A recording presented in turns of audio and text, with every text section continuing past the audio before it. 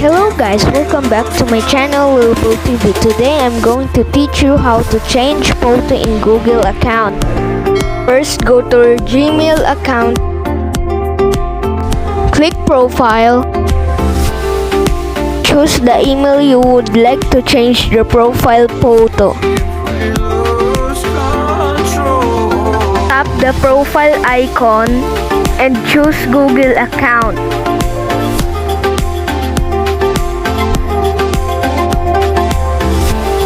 Go to personal info.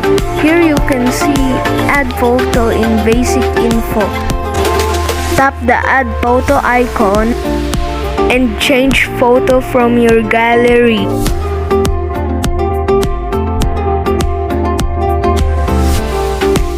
Click accept.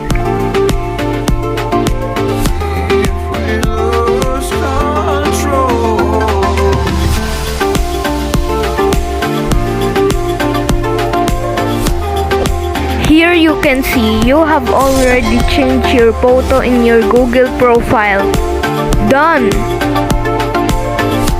Just follow the steps if you want to change another profile photo. See you on my next video. Keep watching!